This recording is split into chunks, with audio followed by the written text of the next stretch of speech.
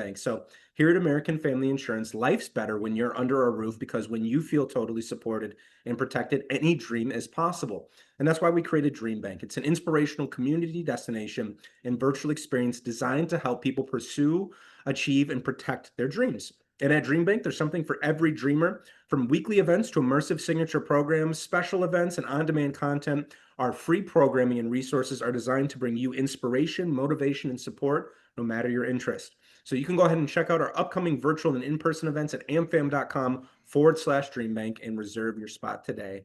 But without further ado, I'm welcoming back to the DreamBank stage, Ashley Quinto Powell, to talk a little bit about Delegation Nation. So without further ado, I'm going to go ahead and pass it over to Ashley. Excuse me, Ashley, take it away. Thank you. I'm so excited to be back on the DreamBank virtual stage.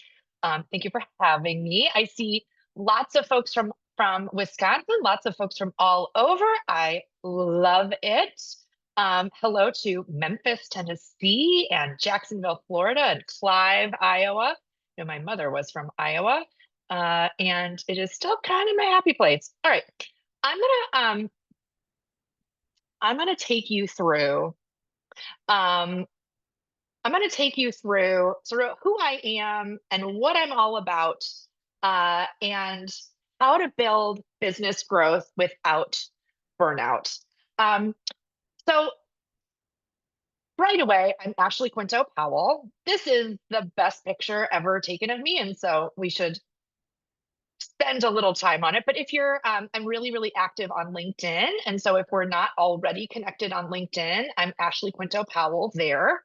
I gave a TEDx in 2019 talking about motherhood and how important it is to support working moms, especially through their childbearing years, so that we can keep really ambitious folks in the workforce.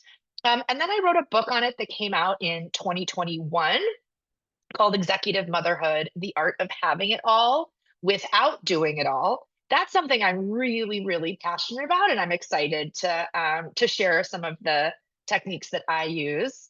Um, so my big business is My VA Rocks. It's a virtual assistant firm that I started in 2021. I have 75 virtual assistants across the US, and we support we support a lot of consultants, we support a lot of executive teams, and the work that we do there on the services side um, is work I'm very, very proud of. We have absolutely stupendous virtual assistants that can help with anything from email management and calendar management. We have a great social media team.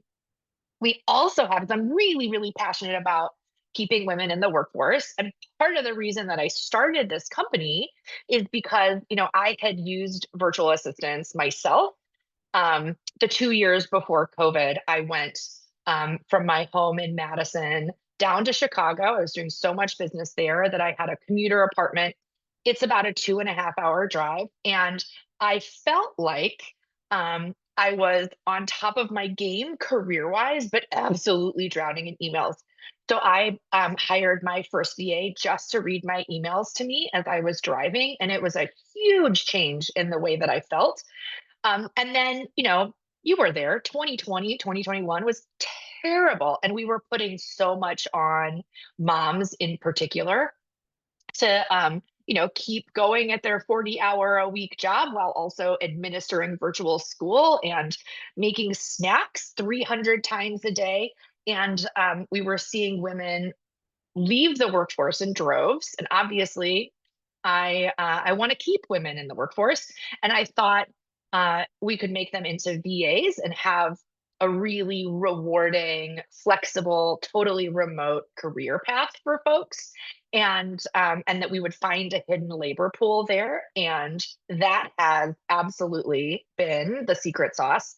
I have a fantastic team. One of my goals was to build My VA Rocks to $1 million business within 2 years, to join the 4% of female business owners who have $1 million business. And I'm really proud to say that we did it. Then I started My VA Rocks Pro Academy, which is a little bit of a spinoff. and that teaches people how to be VAs. We hire the best of the best VAs, and we don't do a lot of training. And being a VA is such an incredible career opportunity that I wanted to make it available to folks that weren't being hired by me, but could be that could do it on their own. And we really have learned so many things about how to support people. So the first business is My VA Rocks. The second business is My VA Rocks Pro Academy. And then new this year, we have My Audio Rocks, which is another spinoff. And that is an audiobook and podcast production company where we produce audiobooks for self-published authors. So those are my three businesses. And you know, on the day to day, I really do a lot. I wouldn't say at this point that it is all work and no play. No, I have the Ashley Quinto Powell brand that I wrote the book under, and I speak to corporations under that business. Then I have My VA Rocks. I have the book that I still promote. Of course, the Academy. I'm also a really, really dedicated Rotarian. I'm a member of the 10th largest Rotary Club in the world, and I serve on their foundation board. I'm also a Girl Scout. I serve the board on the nominating and leadership development committee. I'm really, really passionate about that. I also have two kiddos that I really enjoy spending time with. My son turned 13 today. My daughter is 10. And I'm in that stage of parenthood where we're just going around taking them to activities. They both play an instrument. They both are in one sport season. And still, I mean, if you're there, if you know, it is an overwhelming amount of activities. I also have a really hunky husband that I, again, love spending time with. And also, I prioritize female friendship. This is me and some girlfriends in Istanbul about a year ago. And I love traveling. I love getting together with my girlfriend. I want you to know I don't sacrifice my social life or or time with my children or time with my husband at all. Those are really big priorities for me. And then I take a nap every day. I don't know whether this is good or bad. And frankly, I'm very tired. I don't sleep particularly well. So I make time to take a nap. And, fitting everything in a really sane way has taken some like black belt level delegation and techniques. So I'm going to share them with you. And I hope you're building a business that you build in the right way for you. The advantage of building a business today is that we get to do it in whatever way we want. My dad and mom were both entrepreneurs, and uh, seeing their experience being very stressed out all the time was just not something that I wanted for myself as an entrepreneur. And so I did it a little differently. So I'm going to give you three main pieces of advice. Don't be precious, build it to grow, and prepare it for sale. And the first one, I think, is the most important. Don't be precious about it. What I mean by that is we get so excited about an idea, and it lives within our head and our hearts, and it starts to loom really, really large if we don't give it the chance to grow and see what it can do. I think all ideas deserve the opportunity to sink or swim. And I see and talk to a lot of people who are very, very, very precious about their ideas. I used to sell high-end software development, and I would talk to startup founders who didn't even want to tell me their idea so that I could bid on the technical application part of it, because they were so afraid that someone was going to steal their idea. And you know what? That might be fair. You want to keep stuff close to the vest, but I got to tell you, nobody nobody on my team was even interested in being in business for themselves. We just wanted to make software. But also, there's so much that goes into a successful business beyond the idea. It's the people, it's the timing, it's the work ethic of the founder. There's so much that makes a successful business that the idea alone is frankly kind of trivial. So I tell people, don't be precious about it. You can't you can't spend your whole life thinking this is going to be successful once I finally have a chance to do it. I just know it because you don't have any proof. And frankly, potential is meaningless. Your sense that an idea will really work actually does not mean much until you give it a chance to sink or swim. And this book by Mike Michalowicz, friends, I love Mike Michalowicz. So he's the author of books like Profit First. He's the author of Get Different, his marketing book. The Toilet Paper Entrepreneur is something that it's another great one. But I want to talk about the pumpkin plan here because this is really close to how I build a business. So the idea is you build a business like you grow a gigantic state fair winning pumpkin. You get seeds, you get as great a seeds as you possibly can, and you plant them. And you see what's starting to come up, and you kill off the stuff that's not. And you go through this culling where you see what's going to grow. If it's not growing very much, you kill it off until you have one really promising pumpkin that you pour everything into, and then you have your giant state fair winning pumpkin. But the reason that I like this so much is because I love experimentation, and I really think you have to try out lots of, at some point, I mean, it is just a numbers game. You got to try businesses and see what works. You have to try offerings that see what works, make small tweaks, big tweaks. Sometimes you got to scrap the whole thing. But if you're early on in your entrepreneurial journey, the pumpkin plan is a really, really good way to remind yourself not to be precious about an idea that has no legs yet. This is one of my absolute favorite quotes. Whatever you think you can't do, just know that there is someone who's confidently doing it wrong right now, and they have no plans at doing it either better, and people are paying them to do it.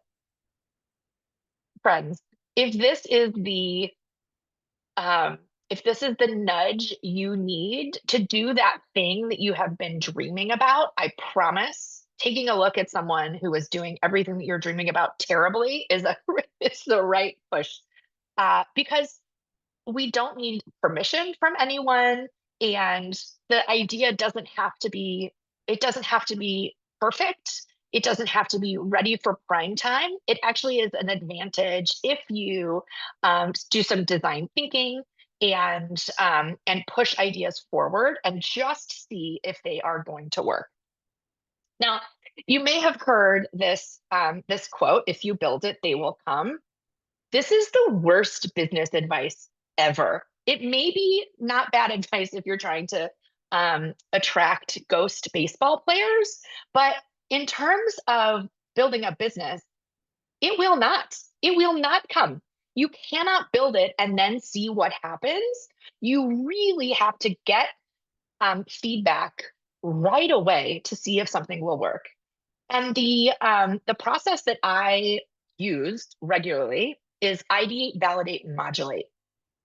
So in the first stage of that, I ideate, literally just come up with ideas. And there are some groundworks. If you don't have competition, you don't have a market. And this is really important because you might look around and think, oh, I have to have something really unique. Nobody else can be doing it. But the problem with that is literally, if you don't have competition, you also don't have a market. So competition should show you where money is. That is where people are. That is where people are making money. It's a good market.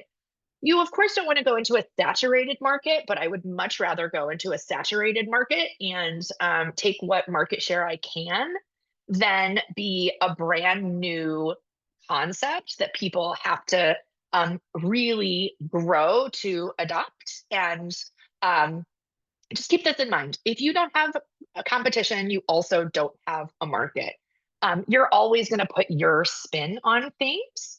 Um, and that's great for building a business. It just doesn't have to be the world's most unique thing. Next, you are not your target client. And this is really important because I think when we're thinking about what business to build, we often think, what do we need and what would we pay and how would that work for us? That's not necessarily what we want when we're building a business. And the biggest place that this comes to play is when you're thinking about the price or the rate of whatever it is you're selling.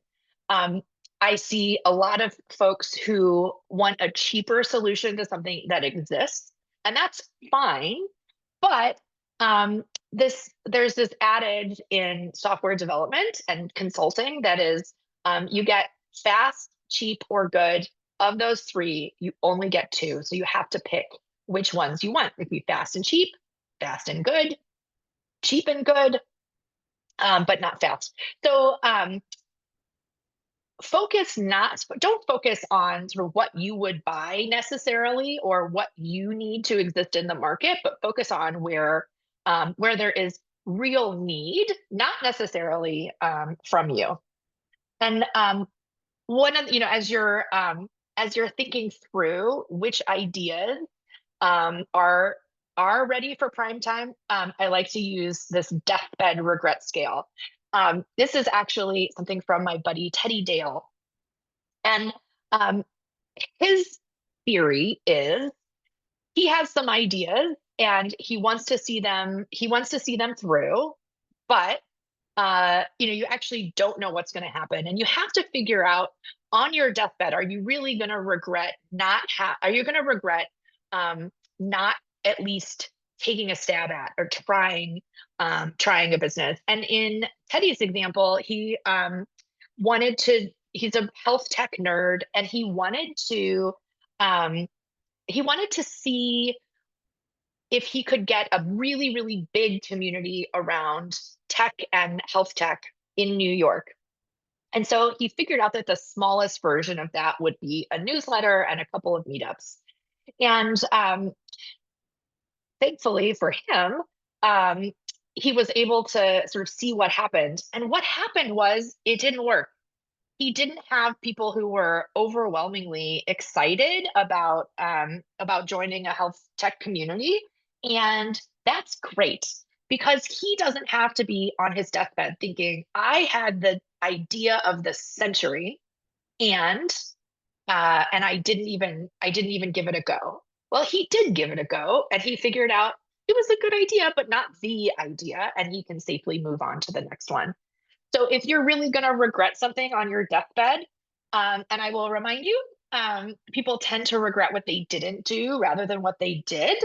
That's a really good indication that you should give it a try. Okay, so after ideation comes validation. You want to validate it. And what I mean by that is you have to find a buyer, a real buyer. So not just someone who says, I would buy it, but someone with money um, who will pay for it. The first client of my VA Rocks was my buddy Amanda, and I was telling her I'm thinking about doing this, and she said it's a really good idea. Figure out how you can take my credit card, and I'll be your first client. That is actually what you need. And I know our friends and our family can be so nice and supportive and will tell us it is such a good idea. You're going to make a bajillion dollars. I'm so excited for you. But if they won't actually pay for it, it's not the idea for you. So really it is not validated until you have a buyer. And there's this idea that if you have a beautifully laid out business plan with all of the research and all of the the marketing plan and the finance plan, that beautiful business plan will always lose to a one-page business plan with a check stapled to it.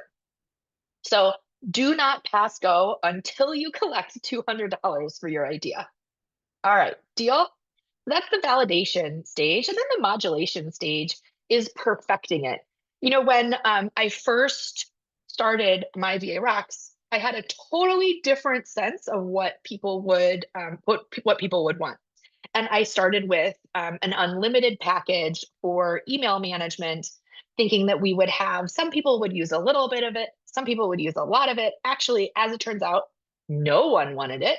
And I think we had a client or two of that initial offering, and it was they weren't that happy with it. We weren't that skilled at delivering it, and so we went to something more straightforward where you just use the hours that you have paid for, and that, as it turns out, works out way better. But you really need to be super flexible in how you approach your idea. Remember, you want this to be the thing that makes you money and gives you freedom. So let it have a life of its own and let the business idea tell you what it wants to be. Your clients will definitely give you that feedback. The best feedback, of course, is somebody going to pay for it? It's got to be profitable, and you have to be willing to walk away. So if this is not the right idea, that's okay. I'm glad I gave it a shot. It was given the right opportunity to do what it wanted, but it wasn't the right idea for me. Okay, so that is don't be precious about it. I'm going to pause for a second. Um, do we have any questions? Nothing coming through right now, but maybe we can give people a few moments just to type there if there's any replies. So I'll give it a few moments here, and then I can relay if there's any comments that came through. Perfect. Thank you. Okay. Well, I will move seamlessly into build your business for growth without you. Some of the best business advice that I have ever gotten is that have to um, you have to build a business, not a job. So if you can't walk away from your business for a month and have it grow without you there, then you don't have a business, you have a job. And that's fine. I spent a couple of years consulting as I was figuring out businesses, and consulting is really great and it's really fun, and I felt like my brain had never been sharper. um, and the consulting that I was doing was helping software development founders refine their sales strategies. um, and that is super interesting work. Is it the work that I wanted to be doing for forever? Probably not. I was really niched down, and eventually I felt like I was solving the same problem over and over and over again because my niche was so small. But I knew the entire time that that was not a business necessarily. That was a job I had created for myself. So, building a business for growth without you is a really, really important mindset shift. And there are some things that happen, in my work at my VA Rocks. A lot of what I'm doing is helping people hire essentially their first employee. And I see the whole gamut. I see the things that people have trouble with, and here are some mindset obstacles that come into play really, really regularly. It's easier to do it myself. First of all, I used to joke that our competition was it's easier to do it myself, but actually, it's not a joke. That is our entire competition. The idea that I have to be the one who does it because it's going to take too long to train, and they're not going to get it right. It has to be perfect. I mean, this is really, really insidious stuff. And I think, if you're joining us from Wisconsin, our Midwestern work ethic is incredible. So it makes sense that we have gotten to where we are because we are super scrappy folks and we can do anything on our own. As your business grows, it can feel like, ugh, it's so complicated to infer what's in my head to someone else. It's just easier to do it myself, but it is, friends, it is a trap. The second one, of course, is that it has to be perfect. We see people all the time say, I'm the only one who can do it right, or I'm the only person who's ever going to get it exactly the way that I want it. And I often challenge that with, the problem with that line of thinking is that you don't allow someone else to be even better than you expected. When I write up presentations, for instance, I think I'm pretty good at it, but it is always better when I send it to a graphic designer to have them take a look at and make better. There are all sorts of things like that having someone who really knows what they're doing they can do it faster and better than you ever could. And if you're stuck in, ugh, it's easier to do it myself, or it has to be perfect, or I don't have time to document and train, you'll stay stuck in that business that's a job, not a business forever. My personal favorite is my back office is a secret dumpster fire, and you're going to look at me and say, you call this a business the minute anybody comes along. I also hear a lot folks that are too nice to give feedback. And, when I pair people with assistants, one of the things we ask is, um, what do you do if you get a bad haircut? I'm convinced as Midwesterners, we are, um, I mean, has anybody ever fired their hairdresser? Can you imagine a harder thing? To be fair, I have a hairdresser for cut and somebody else for color because I'm not telling somebody that they can't do the other one. And that is really, really difficult when you're working with someone and we're just a population of people who would rather move cities entirely than fire our hairdresser, or we're just Midwestern nice. And that can mean we're too nice to give feedback. So if we know that about a client, one of the things that we'll do is, instead of saying, what do you think?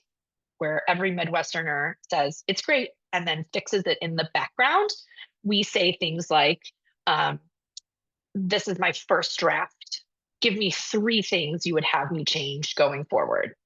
But knowing that these are your mindset obstacles to overcome should make it much, much, much easier for you to let go of some of this head garbage and move into having really great help, whether that's from a really good assistant or your first employee or your spouse.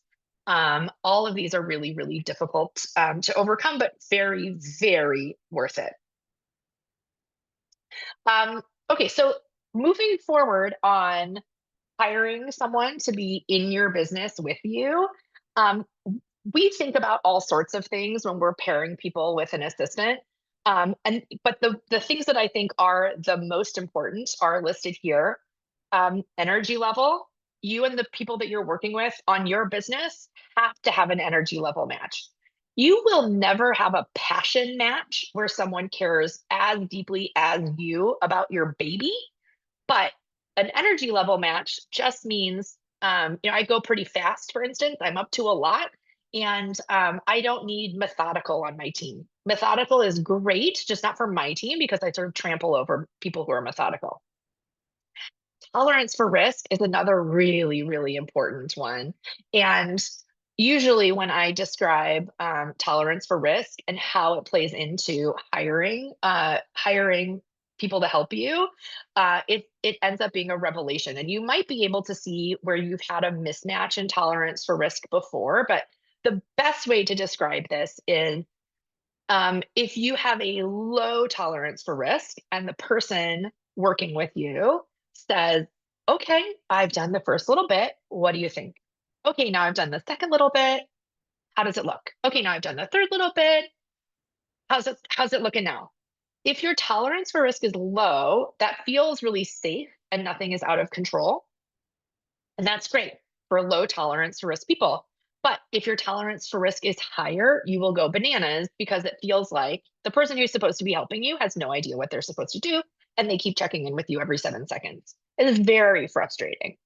But if you can establish, listen, I have a really high tolerance for risk, and I'm okay with you going and doing your thing. Let me know if you need help, but I'm going to trust you to do your thing, and then come back and we will assess how things are and what I want changed. But I'm pretty okay with you running with it. That's a really important thing for someone who's working with you to understand, and your tolerance for risk with someone will change a little bit over time. But I would consider the tolerance for risk to be the make it or break it. In the hundreds of assistants that we've matched, this is definitely the most important one. Of course, you're looking for a skills match, but what's more interesting than just a regular skills match is understanding what the people around you are really passionate about. I have meetings with the folks that work with me about once a quarter, where I say things like, "Okay, tell me what's like your big, hairy, audacious goals are for this job, for life. Like, what is happening, and what would you like to accomplish in the next several months? What would you like to accomplish in the next year?" And in that way, I have been able to suss out what people are really, really excited about learning. And from there, we can really build on the skills that they were hired for. Remember, like we're tiny companies, we're one person, two-person companies. We can start building on here are the things I hired you for, but you are really amazing at graphic design. And so I'm going to have you go through my pitch deck and show you the pitch deck so it looks amazing. I'm going to have you design all of the materials that we need to go to conferences. You can really find some fantastic um, folks who are multi-passionate and who can bring that into an organization. And a new organization is just the most fun for the people that are working in it, because you they can really make the job their own. When years ago, I worked for a software development company that had an office manager slash admin position. And when I got there, it was filled by an artist who was a great admin and a great office manager, but they brought their art into the work that they did. And so they designed the Christmas presents and the calendars that went out to clients, and did all sorts of really amazing things that, I think nobody knew when they were hiring an office manager that they were also getting some incredible art. And then when that person left, they were replaced with someone who was really numbers driven and really excited about finance. So obviously they did not design beautiful Christmas cards, but they did um, totally revamp the company's financials, and the owners were able to look at data they didn't even know they had access to, and that was just really, really beautiful. So I try to replicate that in the environment that I create for people. I really think learning style is an important thing to know and to match to, as is domain knowledge. Are you passionate about the thing that we are working in, or is this your first time being in the industry?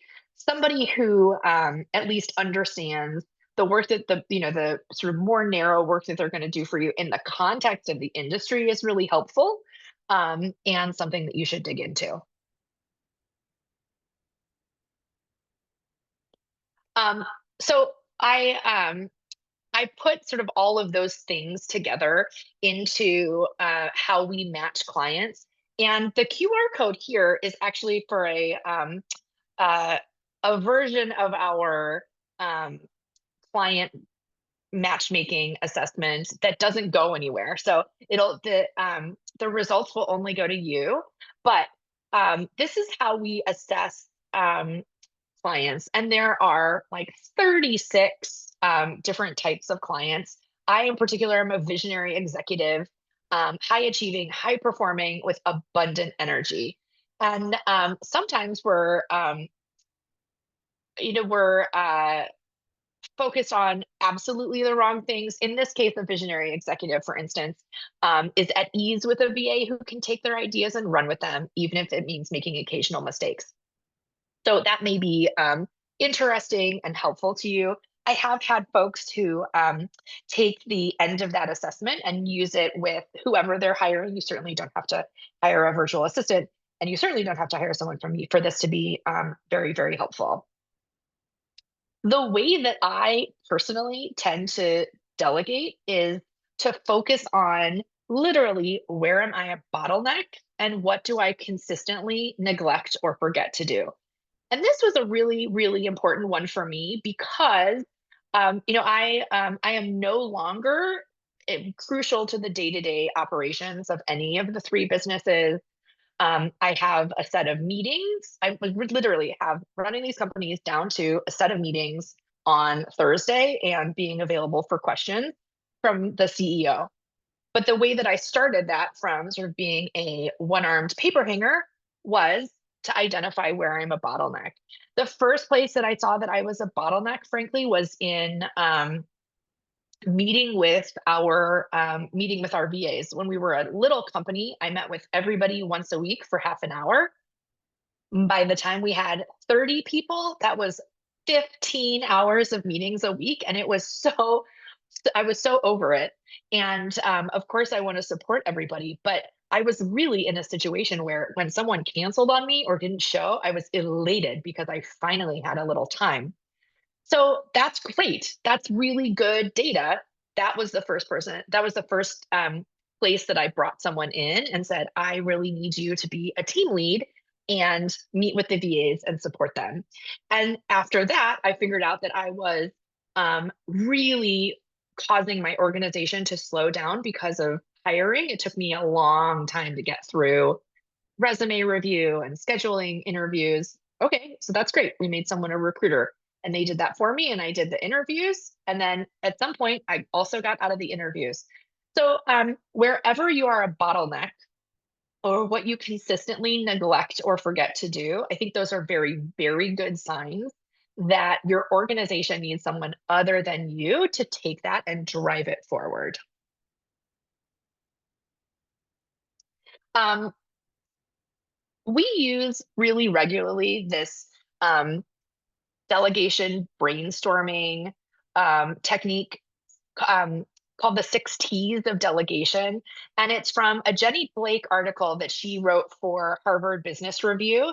But it literally is just a brain dump of what on your desk is tiny, what is tedious, what is time consuming, what is teachable, what are you terrible at, what's really time sensitive.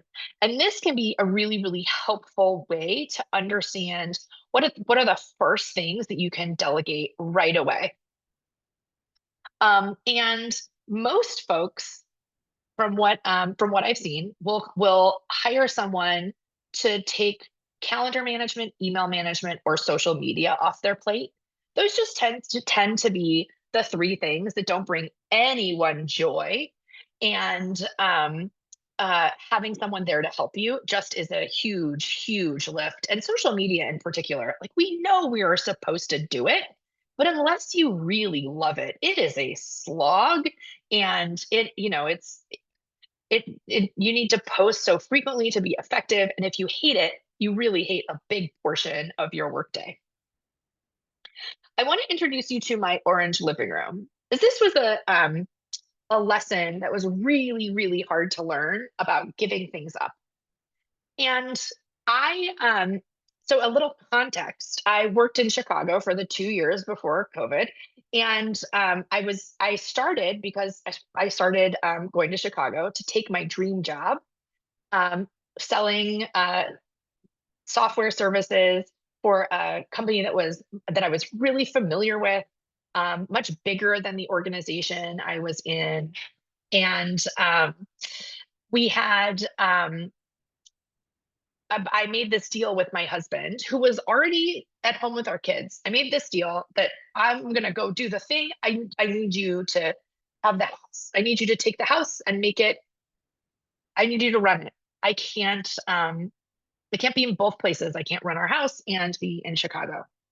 And so My lovely husband came up with the idea that our living room should be orange. And if you have not seen this already, you probably are thinking that the orange living room is some sort of tasteful, like sunset pastel. No, no, it is orange.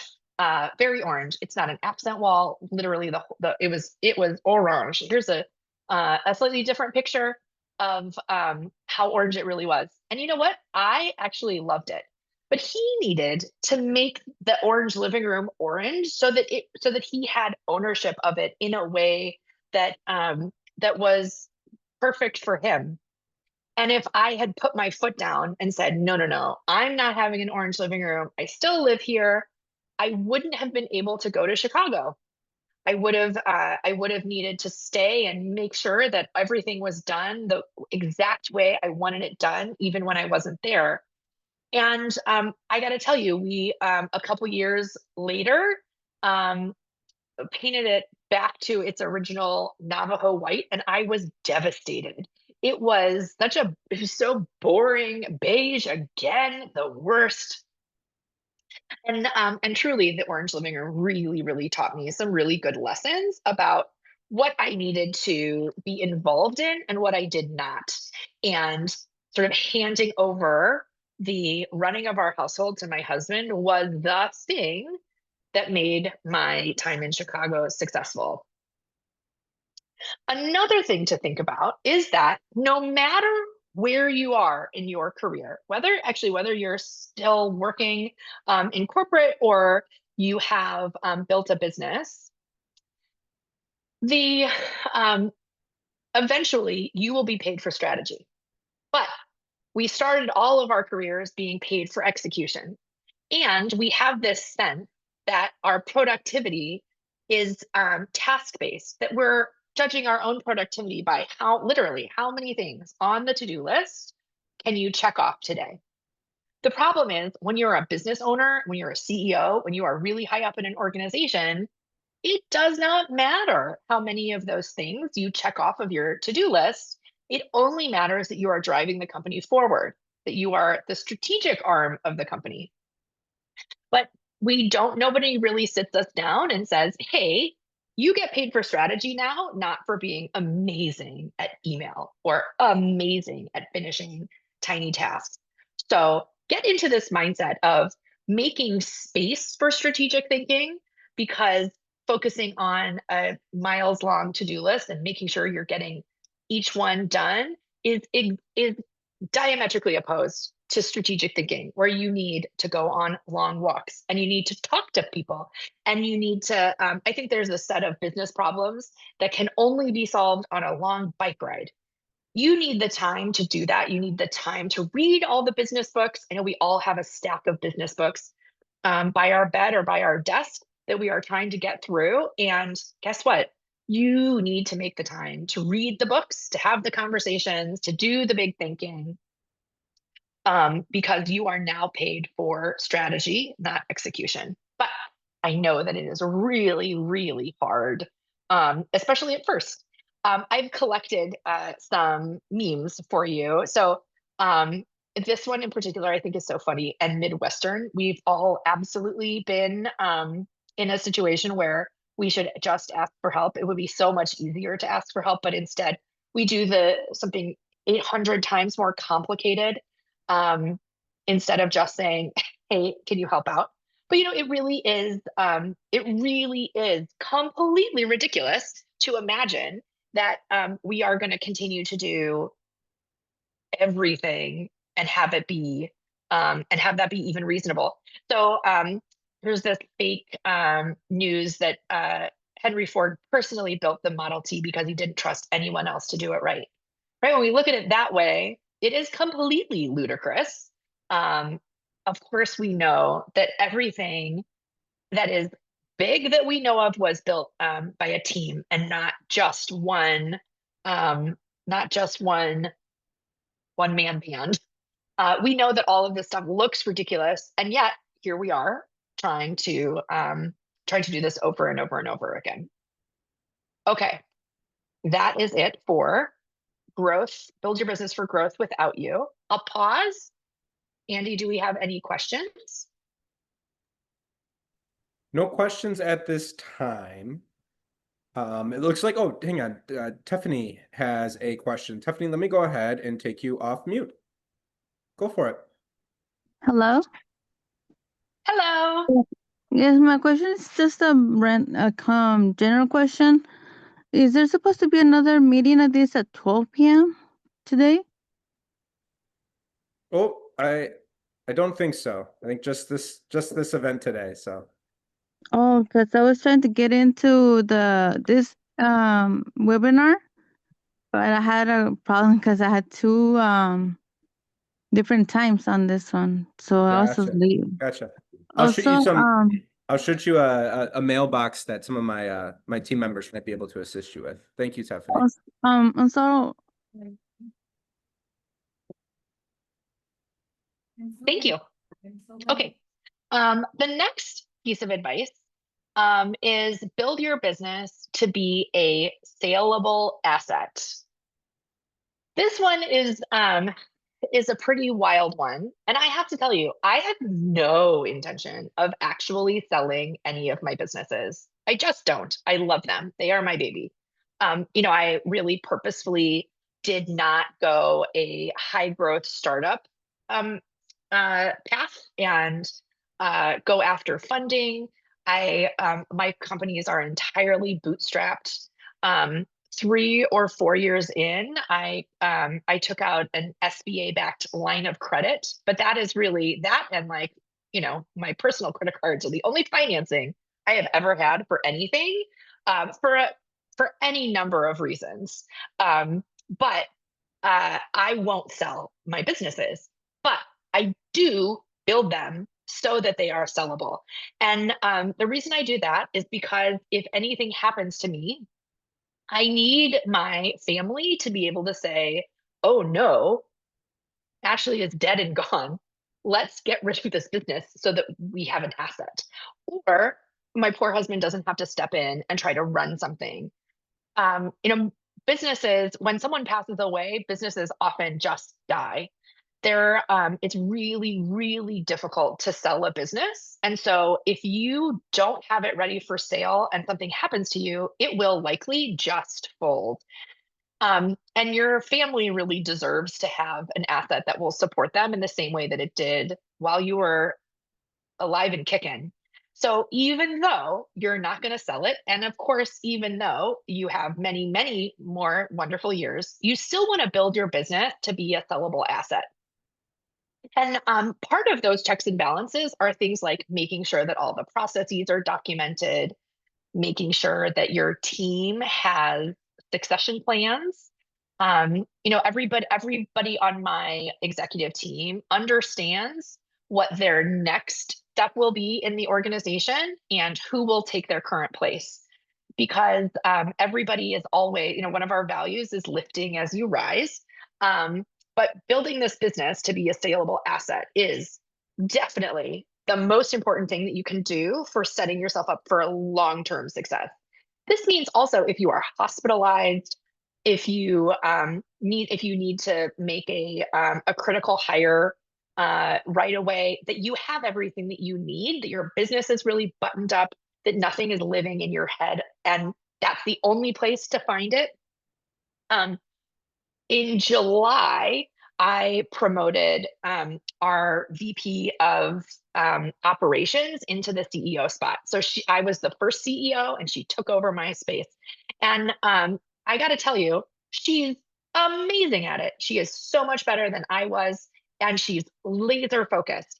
I have all sorts of entrepreneurial ADD, and I like turn around and start a new business, and that's not necessarily healthy for the services side of our business. It deserves to have legs and really, really grow. But Sarah and I worked on this transition for a full 2 years. She told me in one of remember I said I have conversations about where are you going and what do you want to do and what are your big, hairy, audacious goals for life? Sarah told me she hadn't even worked with us very long. And she said, I want to run the thing. That's what I want to do. And so we just put it together so that um, she started on operations, and then we kept putting her forward as the person who was taking more and more of our duties. And then and we hired Leah Rowe, who's not a stranger to the DreamBank stage, and she coached us through the last year of the transition. And I'm really, really proud to say that she is crushing it. I'll also mention that she took over as CEO while heavily pregnant, and she'll take a maternity leave while she's the CEO of our company. And we have been so intentional, and she has been so intentional that I won't step back in as CEO. Her team will support her during her maternity leave. I'm thrilled at how successful it has been, but it really was a lot of intentionality behind it. I also I say no to a lot.